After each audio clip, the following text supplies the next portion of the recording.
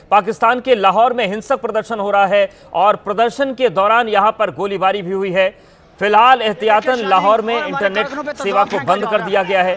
तहरीके लब्बैक ने इजराइल विरोधी मार्च यहां पर निकाला था। इस्लामाबाद स्थित अमेरिकी दूतावास के बाहर यह प्रदर्शन हुआ है और प्रदर्शनकारियों और पुलिस में झड़प हुई है, लेकिन ये जो झड़प है इतनी ज्यादा बढ़ गई कि कानून व्यवस्था के हालात बिगड़ गए और यही वजह है कि अब लाहौर में इंटरनेट सेवा को बंद कर दिया गया है। लेकिन आप देखिए किस तरीके से यहाँ पर जबरदस्त हंगामा हुआ है। विरोध इजराइल के खिलाफ था, लेकिन आपस में ये लोग भिड़ गए। तो पाकिस्तान के लाहौर की तस्वीर हम आपको दिखा रहे हैं, जहां पर तहरीके लब्बैक ने इजराइल का विरोध करते हुए मार्च निकाला था, लेकिन ये जो प्रदर्शन था ये एक बड़ी झड़प में बदल गया। गोलीबारी वहां पर होने लगी और इसी के मद्देनजर अब लाहौर में इंटरनेट सेवा को बंद कर दिया गया है। इस्लामाबाद स्थित अमेरिकी दूतावास के बाहर ये प्रदर्शन किया जा रहा था। प्रदर्शनकारियों और पुलिस में जबरदस्त झड़प देखने को मिली है। 3 तस्वीरें आपके सामने हैं और आप तीसरी तस्वीर देखिए, कितनी बड़ी संख्या में जो अमेरिकी दूतावास है उसके बाहर ये लोग पहुंच गए थे। तहरीके लब्बैक के जो कार्यकर्ता हैं, उसके जो समर्थक हैं, वो इस्लामाबाद स्थित अमेरिकी दूतावास के बाहर प्रदर्शन करने पहुंचे, बड़ी संख्या में पहुंचे। और जब हालात बिगड़ने शुरू हुए तो वहां पर पुलिस बल को तैनात किया गया, लेकिन ये जो पुलिस बल की तैनाती थी ये प्रदर्शनकारियों और पुलिस के बीच झड़प में तब्दील हो गई। आंसू गैस के गोले छोड़े गए, फायरिंग की नौबत यहाँ पर आ गई, फायरिंग हो गई। हालांकि फायरिंग किधर से हुई ये स्पष्ट नहीं है, लेकिन ये 3 तस्वीरें बता रही हैं कि किस तरीके के हालात इस वक्त पाकिस्तान में बने हुए हैं। फिलहाल लाहौर में जो इंटरनेट सेवा है वो बाधित कर दी गई है, बंद कर दी गई है और हालात को काबू करने की कोशिश की जा रही है। तो ये तहरीके लब्बैक के समर्थक और कार्यकर्ता है जो इस्लामाबाद स्थित अमेरिकी दूतावास के बाहर बड़ी संख्या में जुटे थे और इजराइल का विरोध यहाँ पर किया जा रहा था। लेकिन जब यहाँ से इन्हें हटाने की कोशिश की गई तो जो पूरा विरोध था ये झड़प में तब्दील हो गया, गोलीबारी हो गई और फिर हालात जब बिगड़ने शुरू हुए तब पुलिस ने लाहौर में इंटरनेट सेवा को बंद किया है और फिलहाल जो अमेरिकी दूतावास है उसके बाहर बड़ी संख्या में फोर्स को तैनात किया गया है और यहां पर हालात को काबू करने की कोशिश की जा रही है। तो ये तस्वीरें हम आपको दिखा रहे हैं पाकिस्तान के लाहौर की, जहां पर प्रदर्शन के दौरान गोलीबारी हुई। हालात लगातार बिगड़ते चले जा रहे हैं और ये जो पूरा मंजर है आप देखिए किस तरीके से आंसू गैस के गोले एक तरफ से चलते हैं तो दूसरी तरफ से पत्थरबाजी होती है। और पाकिस्तान के लाहौर में प्रदर्शन से जुड़ी एक और बड़ी खबर आ रही है कि एक प्रदर्शनकारी की मौत हुई है। तो जो प्रदर्शन हो रहा था एक व्यक्ति की मौत की खबर आ रही है और यही वजह है कि हालात वहां पर लगातार बिगड़ रहे हैं और उन्हीं हालातों को संभालने के लिए इंटरनेट सेवा बाधित की गई है। पाकिस्तान के लाहौर में प्रदर्शन से जुड़ी बड़ी खबर, बड़ा अपडेट यह है कि एक प्रदर्शनकारी की इस झड़प में मौत हुई है। हिंसक झड़प में पूरा प्रदर्शन बदल गया था और अब जिस तरीके के हालात हैं, जिस तरीके से गुस्सा वहां पर फूटा हुआ है, उसको काबू करने की तमाम कोशिशें की जा रही हैं, एहतियात बरते जा रहे हैं। मामला ये था पूरा कि इजराइल का विरोध हो रहा था इस्लामाबाद स्थित अमेरिकी दूतावास के बाहर, लेकिन लाहौर में किस तरीके की स्थिति बन गई वो भी हम आपको दिखा रहे हैं। और लाहौर में जो प्रदर्शन हुआ उससे बड़ी खबर जुड़ी हुई आ रही है कि एक व्यक्ति की मौत यहां पर हुई है। तो तहरीके लब्बैक का ये पूरा प्रदर्शन था। पुलिस ने प्रदर्शनकारियों पर फायरिंग की है, फायरिंग में 12 से ज्यादा प्रदर्शनकारी घायल हुए हैं। तो ये एक नया अपडेट आ रहा है सामने, बड़ा अपडेट आ रहा है कि जिस तरीके से हालात बिगड़े उसके बाद पुलिस की तरफ से फायर किया गया, गोलीबारी की गई और इस गोलीबारी में एक व्यक्ति की मौत हुई है जबकि 12 से ज्यादा लोग घायल बताए जा रहे हैं। तहरीके लब्बैक के ये जो प्रदर्शनकारी थे, समर्थक थे, वो यहाँ पर पहुंचे हुए थे। तो ये बड़ी खबर आ रही है, बड़ी तस्वीरें हैं आपके सामने। पाकिस्तान के लाहौर में जो हिंसा है वो काफी भड़क गई है। तो पूरा मामला यह है कि इजराइल का विरोध हो रहा था इस्लामाबाद स्थित अमेरिका दूतावास के बाहर, लेकिन अब ये जो प्रदर्शन था ये हिंसक झड़प में बदल गया है। तो फायरिंग में 12 से ज्यादा प्रदर्शनकारियों के घायल होने की खबर है और लाहौर में जो प्रदर्शन है वो पूरी तरीके से हिंसक रुख ले चुका है।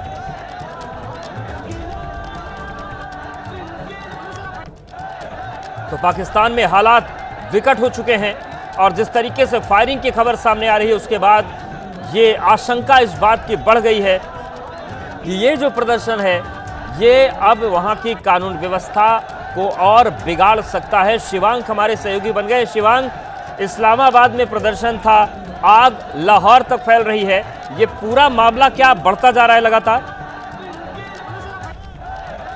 देखिए जिस तरह से आज जुम्मे की नमाज के बाद TLP नाम का जो बेसिकली संगठन है पाकिस्तान में, उसने ये ऐलान करा था कि वो व्यापी प्रदर्शन करेगा। तो उसी सिलसिले में ये लाहौर के भीतर प्रदर्शन हो रहा था, जो प्रदर्शन एकदम से वहां पर उग्र हो गया कि पुलिस ने किसी भी तरह की परमिशन की, जो मतलब प्रदर्शन हो रहा था उसकी तो किसी भी तरह की परमिशन नहीं दी थी। उसके बाद पहले प्रदर्शन उग्र हुआ, फिर उसके बाद दोनों तरफ से पथराव होने लगा, और फिर जिस तरह से फायरिंग के बाद अब ये खबर आ रही है कि पूरे लाहौर में इस वक्त इंटरनेट बंद है और एक व्यक्ति की यहाँ पर मौत हो चुकी है और उसके अलावा 20 से ज्यादा लोग घायल हैं। तो देखिए ये पूरी स्थिति लगातार पाकिस्तान के भीतर उसके कई इलाकों के अंदर बनी हुई है। चाहे पिछले हफ्ते हम लोग POK को तो देखें, वहां पर भी इसी तरह की स्थिति थी जहां पर पूरे हालत गृह युद्ध के थे, और आज पाकिस्तान के पंजाब प्रांत के लाहौर शहर से भी हूबहू वही तस्वीर आ रही है, जहां पर हजारों लोगों की पाकिस्तानी पुलिस के साथ लगातार खंडित हो रही है। पुलिस ने उनके ऊपर एक तरह से उनको तो वहां से हटाने के लिए हल्का सा बल्कि की जगह उन्होंने एक तरह से उनके ऊपर फायरिंग कर दी, स्मोक ग्रेनेड फेंका, और ये सारी स्थिति लगातार पाकिस्तान के भीतर दिखाई दे रही है। बिल्कुल शिवांक, लेकिन जो पुलिस की तरफ से फायर किया गया, पुलिस की तरफ जो गोलीबारी हुई है प्रदर्शनकारियों पर, तो ये फायरिंग की नौबत क्यों आ गई? क्या प्रदर्शनकारी उग्र हो गए थे ज्यादा?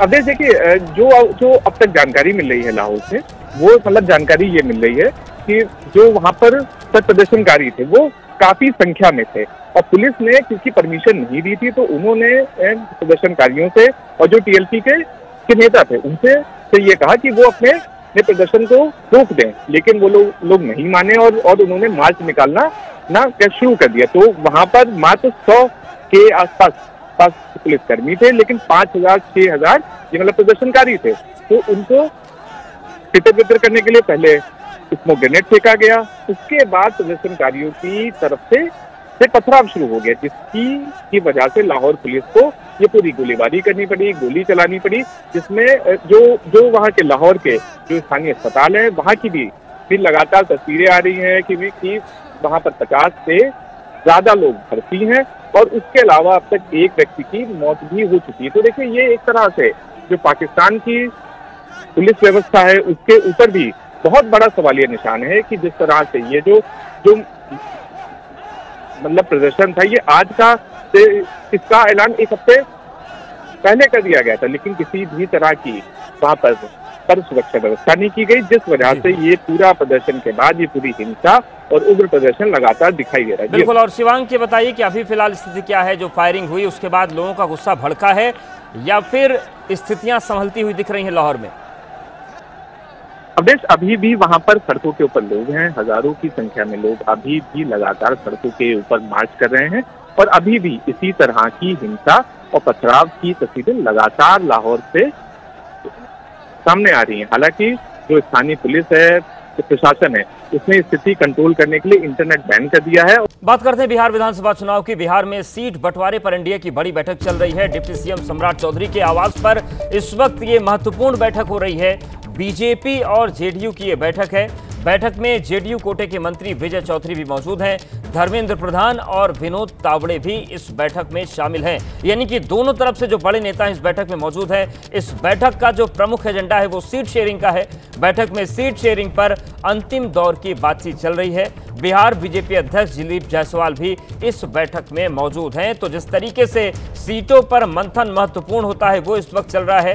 बिहार में सीट बंटवारे पर एनडीए की इस वक्त बड़ी बैठक जारी है, और ये जो बैठक बुलाई गई है डिप्टी सीएम सम्राट चौधरी के आवास पर बुलाई गई है। बीजेपी जेडीयू के जो महत्वपूर्ण नेता हैं वो बैठक में मौजूद हैं, और चर्चा इसी बात पर चल रही है कि कौन कितनी विधानसभा सीटों पर चुनाव लड़ेगा और किस तरीके से पूरी रूपरेखा चुनावी मैदान में जाने की रहेगी। बीजेपी के जो बड़े नेता उनकी हम बात करें तो धर्मेंद्र प्रधान और विनोद तावड़े इस बैठक में शामिल हैं। बैठक में सीट शेयरिंग का फॉर्मूला तय करने की बातचीत चल रही है। और वहीं एनडीए में सीट बंटवारे पर हम के राष्ट्रीय अध्यक्ष संतोष मांझी का बयान सामने आया है। उन्होंने कहा है कि 24 घंटे में सीटों का बंटवारा हो जाएगा।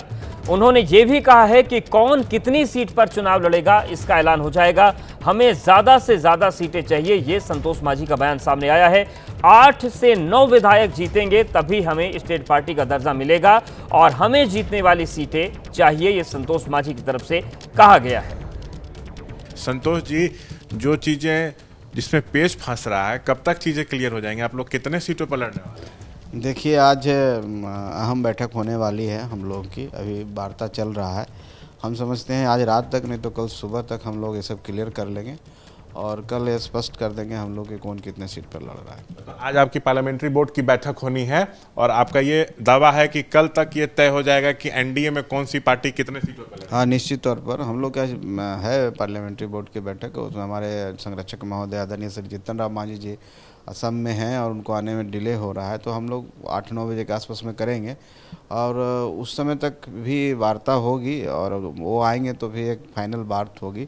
उसके बाद हम समझते हैं कि कल सुबह तक हम लोग स्पष्ट हो जाएंगे। अच्छा, अगले 24 घंटे में सब कुछ क्लियर हो जाएगा? जी निश्चित तौर पर कल हम समझते हैं 10-11 बजे तक सब हम लोग क्लियर हो जाएंगे। कि आप लोग चाहते हैं कि स्टेट पार्टी का दर्जा मिले, तो इसके लिए कम से कम आप लोगों को तो 8 विधायक जीतने होंगे ना, तो 15 से 20 सीट पर लड़िएगा तब नहीं संभव है। अब निश्चित तौर पर हम लोग को 7-8 विधायक चाहिए और उसके लिए कितना लड़ना है, कितना हम लोग का स्ट्राइक रेट है, इन सब बातों की चर्चा हो रही है और हम लोग भी समझते हैं, उन लोग भी समझते हैं, तो एक बीच का रास्ता निकलेगा और हम लोग चाहेंगे कि हम लोग सीटें, अच्छी सीटें का चुनाव करें ताकि हमारा स्ट्राइक रेट 90% हो और हम जीतें। तो ये हमारी पूरी कोशिश है।